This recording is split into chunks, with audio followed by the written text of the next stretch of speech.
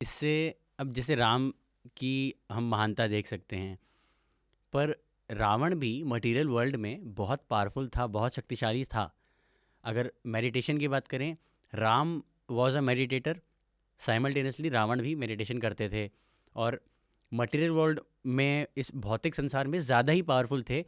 अगर देखा जाए 10 सिर हैं अगर, तो 20 आँखें या 20 हाथ। और सैन्य बल, वेपन्स के मामले में रावण ज़्यादा शक्तिशाली। राम के पास तो सेना नहीं थी ना, जो अयोध्या की सेना, तो उन्होंने तो अपने आसपास के रिसोर्सेज से बनाई थी। तो फिर भी रावण हारा क्यों?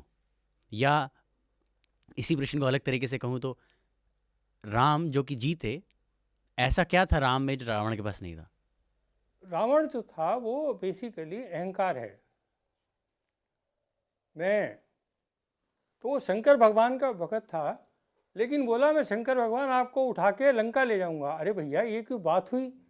शंकर भगवान मैं आपको उठा के लंका ले जाऊंगा, मतलब उसका इतना अहंकार है कि आप मेरे टीचर हो, मैं आपका इतना ब्रिलियंट स्टूडेंट हूँ कि मैं आपको उठा के लंका ले जाऊंगा। तो वो पूरी कहानी है किस तरह से फिर वो शिव जी ने अपने आप को छुड़ाया, बैद्यनाथ में बैठे हैं, वो सब है।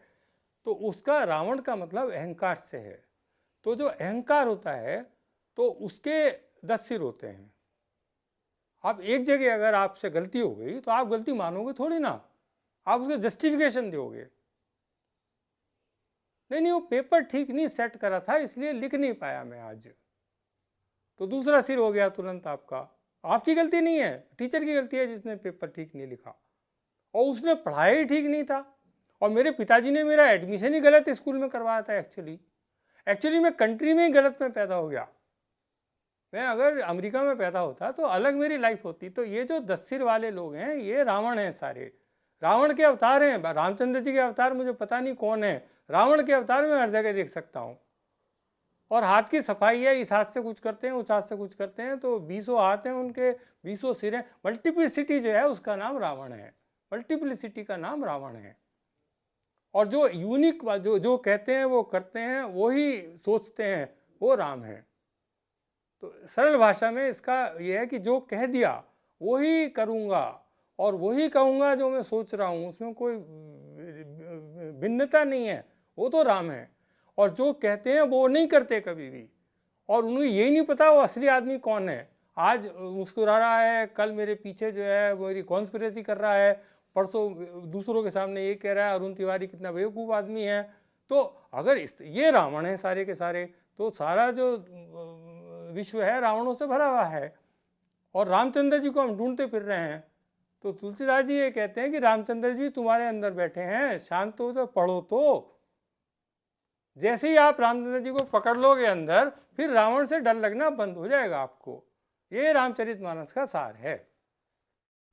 तो सिंबलिज्म से मेरा मतलब था कि हम हिस्टोरिकल डिबेट्स में ना जाएं, वो ऐसा सच में हुआ नहीं हुआ, ये सब विवाद नहीं। हम वर्तमान में अपने आचरण में कैसे शिक्षा ले सकते हैं इनको कहानियों से, कथाओं से। शिक्षा हमें फिलहाल इस शिक्षा पे नहीं, हम महसूस कैसे कर सकते हैं कि राम मेरे भीतर बैठे हैं, ये महसूस करने की बात है। शिक्षा विक्षा बहुत हो गई। एक्चुअली शिक्षा कोई किसी से लेता नहीं है। इंसान जो है वो शिक्षा लेता ही नहीं है किसी से। हम सब लोग नकलची बंदर हैं। तो देख देख के जैसा बाकी लोग करते हैं वैसा हम भी करते हैं। तो पहले ज़माने में अच्छे लोग हुआ करते थे तो लोग उनकी कॉपी किया करते थे। आजकल सब माइकल जैक्सन और इन सब की, ये नहीं कि माइकल जैक्सन बुरे हैं, वो उनकी कॉपी करते हैं, डेंजल वाशिंगटन की तरह चलते हैं, अल पचिनो की तरह डायलॉग बोलते हैं। तो सब लोग के जो रोल मॉडल हैं जिनकी वो कॉपी करते हैं, वो सारा कुछ गड़बड़ हो गया है पूरा। तो ये प्रॉब्लम है। तो अगर साधु समाज में हों, अच्छे लोग समाज में हों, अभी वो 12वीं फेल पिक्चर आई है, उसमें वो कलाम साहब को याद करता है, विंग्स ऑफ फायर किताब का।